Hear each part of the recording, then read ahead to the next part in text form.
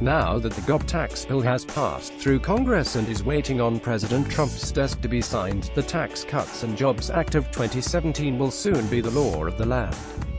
But what is in the law, exactly? Tax cuts, of course, and plenty of them, if you listen to members of the Republican Party.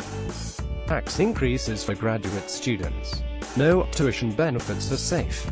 Still, from the Arctic National Wildlife Refuge in Alaska to the manufacturing companies located in Puerto Rico, these 5 provisions have stirred controversy among voters, activists, and Democratic legislators. And like them or not, they will soon be law. Drilling in the Arctic National Wildlife Refuge. One provision in the GOP tax bill mandates that the federal government hold lease sales in Alaska's Arctic National Wildlife Refuge (anwr). This would open the area up to oil drilling and other energy development, lifting a 40-year ban on development in the area. Activists are outraged at the provision's inclusion in the tax reform bill, while energy industry advocates are thrilled. anwr by itself would be a big bill, said Trump before the tax bill vote. Obamacare's individual mandate repeal, if it wasn't for the GOP tax bill's passage, 2017 might have been most notable for the Republican Congress' inability to repeal and replace the Affordable Care Act, also known as Obamacare.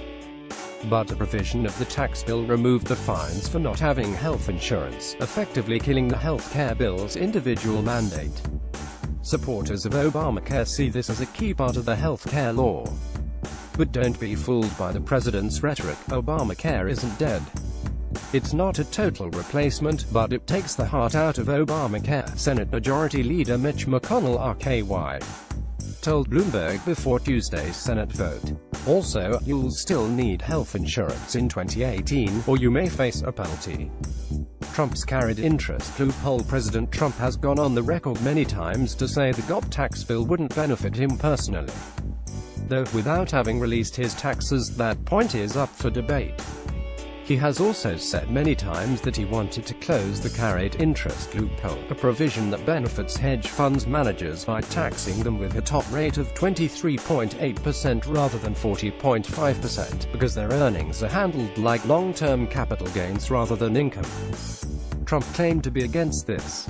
He said it in the debates, he said it on the campaign trail, and he said it after taking office. So, as the tax reform bill got closer to a vote, it was curious to see the carried interest loophole still open.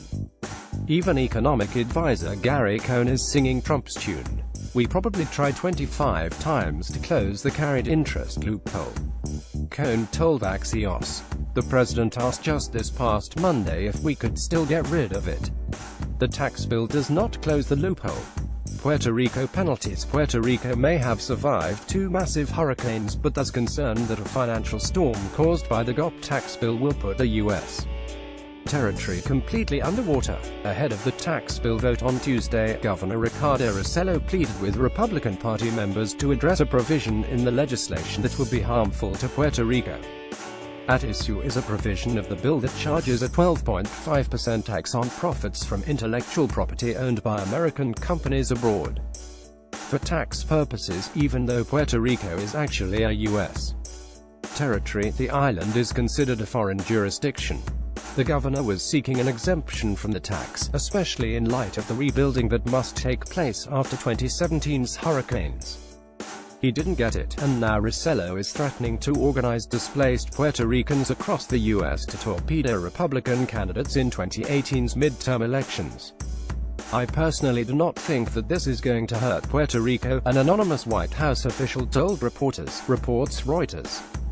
The Corker kickback, the most well-known hidden provision of the GOP tax bill, probably due to its catchy nickname, the Corker kickback, consists of last-minute changes that personally benefited Sen.